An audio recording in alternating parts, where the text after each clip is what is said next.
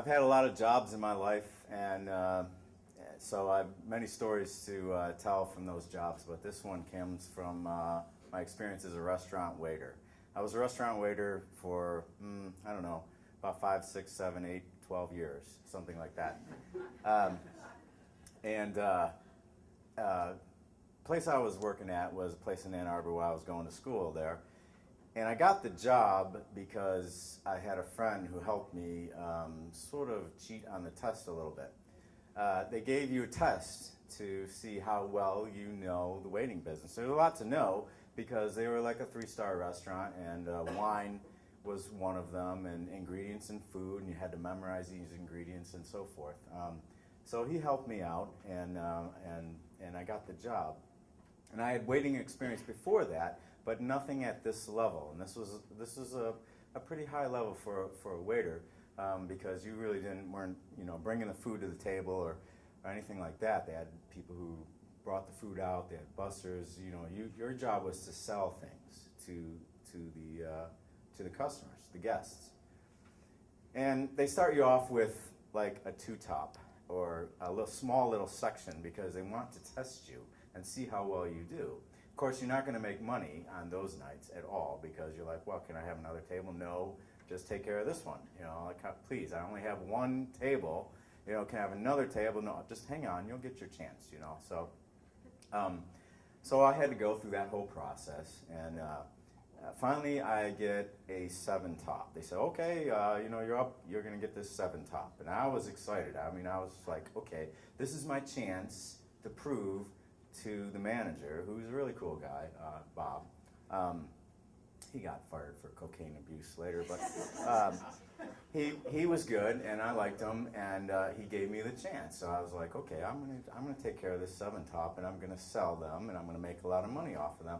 And I know that it's a lawyer coming in. He's one of these late night infomercial sort of ambulance chasing lawyers. No apologies to any lawyers in the crowd, but he was, if you were up at 2 a.m., you're gonna see Sam blank, I won't say his last name.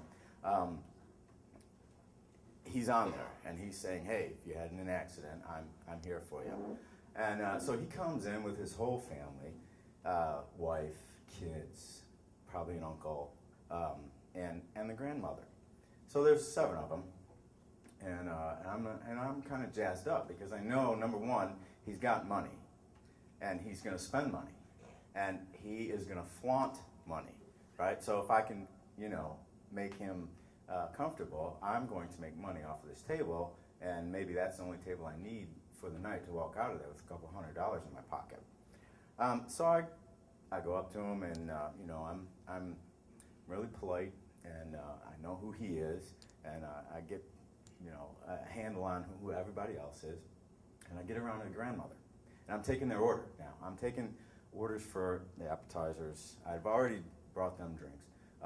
And by the way, he's one of these guys, like I said, would you like this wine? And he's like, I would like this wine. And his wife says, I don't want that wine. So they had an argument, and then they ended up ordering 2 bottles of wine so they could drink, and I'm like, this is awesome, Just sold 2 bottles of, a $50, $60 bottle of wine to the table, and I didn't have anything to do with it, not a damn thing at all. So I get around, and I'm talking to the grandmother, and she's like, I'll have the minestrone. But does it have ingredient X in there? And I don't remember what ingredient she said she's allergic to, so I'll just call it ingredient X. So in my mind, I'm like going through the ingredients, and this is probably one of the test questions I didn't get. I don't remember, but I'm like, okay, no, it doesn't have ingredient X. You're okay. No ingredient X. She goes, are you sure? And I said, yeah, I'm sure. So I get everything. Order is perfect. I get it in the kitchen. They get their appetizers. I see that go out, and I take a quick look, and the food runner's putting all the food down, and I said, okay, now I have a break, so I'll go back in the kitchen or whatever. And I don't know, about 5 to 10 minutes later, I come out, and Grandma is face down on the table. Face down, passed out, cold. And I'm like, oh my God. And I'm thinking, did it have ingredient X? Did I screw this up? And I'm like, I probably killed the grandmother here of a lawyer, late night TV. So I rushed over to Bob, and he was in one of his sober moments, and I said, Bob, ingredient X doesn't exist in the minestrone, right? It doesn't exist. And he goes, no, ingredient X is not there. I'm telling you it's not there. And by now, number one, they are clearing out the restaurant for EMS to come in. And I mean, 2 more inches and she would have been that proverbial face down in the soup. That's how close it was.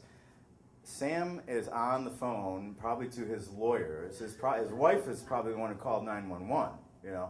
And so I'm like, what in the hell do I do now? And they're clearing all the tables out. Everyone is getting up. The whole restaurant has stopped eating for this, like it's a show. And they get her out of the chair, and you know, she's like a stone. And I'm like, she's dead.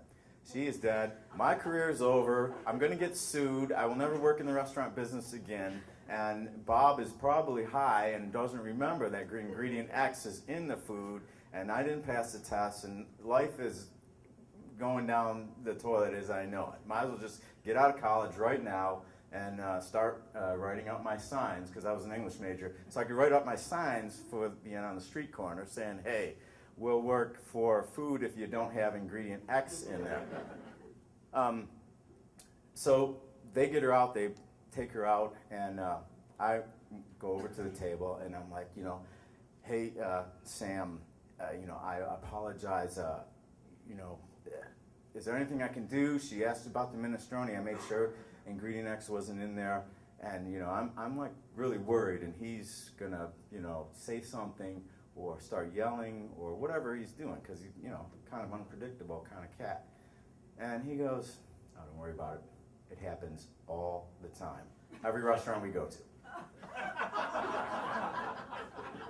And that was it. I continued my career as a waiter.